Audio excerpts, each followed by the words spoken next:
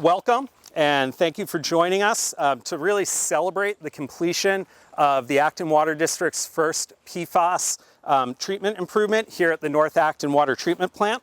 My name is Matthew Mostoller, and I'm the district manager for the Acton Water District. And here in Acton, we are one of the first public water supply systems in the state of Massachusetts, but really in the country, to realize that we needed to develop and execute plans to remove PFAS from our drinking water. So this complicated journey actually began in the fall of 2019 when the site managers for the two federal Superfund sites that impact Acton approached us about doing some testing in and around our drinking water sources. Coming out of that, we had a lot of conversations with Mass DEP in the winter of 2020. Some of you may recall that there was a little pandemic going on at that point. Well, here at the Acton Water District, we were working very hard to understand this new problem that we had identified in the community. And really, we did this all before the state and federal government really decided how they were going to regulate PFAS in drinking water. So once we figured out that there was a widespread PFAS problem here in Acton, we started to work on figuring out how are we going to address that. And here in North Acton where we are, we had our highest concentrations of PFAS. We had about 40 parts per trillion in the treated drinking water, and the state standard was 20. So clearly we had an issue, and we didn't have very many options to limit that exposure to our customers. So once we realized that we wanted to start here, we had to go through what we call piloting to identify technologies that could effectively remove the PFAS from the water. We had to look at evaluating financial models to pay for these improvements. And finally, we needed to get voter buy-in from the community to say, yep, we don't want PFAS in our water, and we're going to support the money and other steps that are necessary to remove that. So this project that we're standing in front of today really is a result of many months, many years really, of work. And we really wanted to celebrate that. Somebody asked me earlier, what is this? Is this a ribbon cutting? Is this a celebration? And to me, it's a celebration. We've had a lot of work. We have a lot more work to do. And I'd like to thank a lot of folks here that are here today, but Jim Cray from Wright Pierce, who led our engineering team, the technology provider behind me, Veolia Water Technologies, was a key partner, and also our general contractor, DNC Construction, who actually put together all the improvements, many of which are buried and you can't see under the ground here. So one of the things that I want to do before I turn it over to Barry Rosen is just talk about some of the improvements here. So some of them are buried, but we have a treatment plant that was built in 2009, and we had to retrofit something that really we hadn't planned for into this existing infrastructure. And we needed to do it while we continued to produce water at this facility. And that included a lot of timing to make sure that we could keep the equipment running, that we were in sync with the contractor, and then we needed to take electrical systems. We needed to take control systems. We had to add piping and pumps in order to make these two systems work together and produce water for our customers. And then finally, we had to get our team, the Acton Water District employees, trained and comfortable on how to use the system. So with the support of the Board of Water Commissioners and the Acton Water District Finance Committee, we appreciate them giving us the tools to implement this solution. And it really comes down, again, to our customers. We want to thank them for rising to the occasion and voting yes when we ask them to support these additional costs that right now are mostly being borne by the ratepayers. And we're pleased that we have a community that buys into having a safe and sustainable water supply for the future. This time, I'd like to turn it over to Barry Rosen, the chair of the Board of Water Commissioners. Thanks, Matt. Good afternoon. Again, thank you all for coming. Really appreciate you taking the time out of your busy day to be with us here to celebrate the opening of this facility.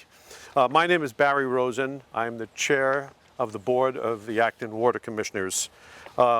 Continuing the story that Matt began, once the district identified an optimal solution for the North Acton water treatment plant and Mass DEP approved our proposed solution, We then turned our attention to funding and designing the solution. To expedite the project, we decided leasing the treatment equipment would be the best action for that time. Here, the commissioners want to recognize and thank the financial assistance provided by the Acton Select Board for making a portion of the town's American Rescue Plan Act, we know it as ARPA. They made those funds available to us so that we could quickly move into the design phase of the project. Through the support of the Mass Department of Environmental Protection and the Clean Water Trust, agreeing to fund our emergency, they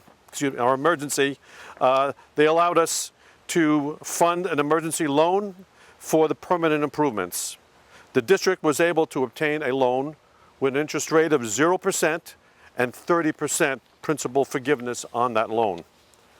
The project was able to progress, The project was able to progress into construction in the spring of 2023, and with treated water being delivered to you, the customers, began on July 1, 2024 this year. Multiple laboratory tests have shown that the water derived from this plant has no detectable levels of PFAS. A key thing to keep in mind is that we're talking about measurements of 1 or 2 parts per trillion. That's roughly analogous to 1 drop of water in an Olympic-sized swimming pool. Very, very small. We've never had measurements like this in a water supply. The billions or millions is what was typical, typical measurement up to this time. So the result of the efforts of many people working toward a common goal, here we can see what the results are operating today.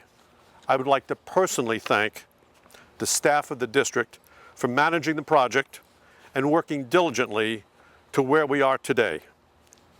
In the next 2 years, the Acton Water District expects to have 2 additional PFAS treatment improvements operational at both our South Acton plant and, thank you, on cue, South Acton plant and our Central Acton water treatment plants. I would like to congratulate the team for successfully completing the project and laying the groundwork for the additional PFAS treatment improvements to be delivered on an expedited time frame. Thank you very much again for coming. I'd like to turn this over to Alyssa. Hi, everybody. It is really, really good to be here today because we are celebrating. So I'm very happy to be part of good news where PFAS is concerned because we've had a lot of not so great news. I want to acknowledge the water district, the staff, and also the elected and appointed officials for being so proactive, so patient, and so persistent, and also for being good partner with the town of Acton. Matt mentioned the early testing due to the presence of a couple of Superfund sites in Acton. They were able to have almost a year of data in order to determine how PFAS was impacting Acton's water system because of that early testing that was taking place. And so we were positioned well when Massachusetts finally regulated and had an enforceable limit to PFAS. Monthly testing started in 2021. The Water District has been very transparent. All of that information is available on the district's website. And I'm always confident of sending water customers to the district, either calling or emailing or showing up at the office, because I know that the staff is going to be very responsive in addressing their concerns and asking their questions. When the first notice came out about PFAS in the water, it was very scary for a lot of people. So I was very grateful that the district staff was very forthcoming. They gave a presentation to the commissioners and the public when that right after that notice first came out, they participated in a panel discussion that the Green Acton organization and the League of Women Voters put on. So just really pushing out accurate and reassuring information and doing everything that they could to address this issue. Certainly there was a lot of patience necessary because of the COVID pandemic that put off the allocation of funding because the annual meeting had to be delayed. The COVID pandemic also impacted the results coming in a timely manner from the labs. So I really appreciate the persistence that the district showed in just trudging along on all of the tasks that were involved for dealing with PFAS. And like Matt mentioned, all the while serving water to water customers, you know, maintaining and repairing the system and building new systems as well. So this has been nearly 4 years of testing, designing, permitting, and getting the funding.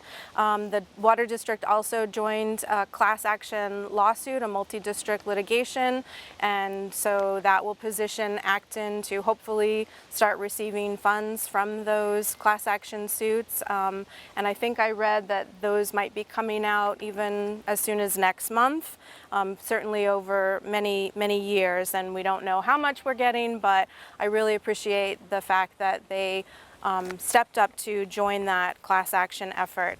They've also been a great partner with the town, working with the fire department in their initial exploration of the source of PFAS to determine whether or not the Acton Fire Department was using any foams that historically contained PFAS, requesting an allocation of the ARPA funding for the project, and also working with the town to diversify our water supply with the purchase of 549 Main Street and the conservation restriction that town meeting approved last year. So they've been a great partner, they've been very transparent and done a phenomenal job educating the public, and I guess I'll close in saying not only thank you, but also one of the things that makes this so exciting is that this is just the first celebration in several to come when the other treatment plants and the new bedrock wells are constructed and are operational. So thank you to everybody who was involved, all the contractors, all the staff, and all of the elected and appointed officials.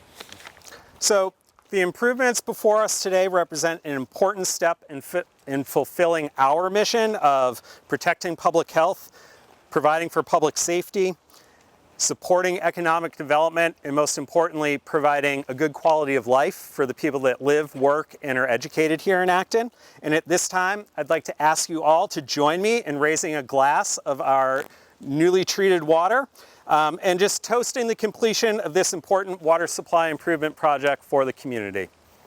Cheers. Cheers.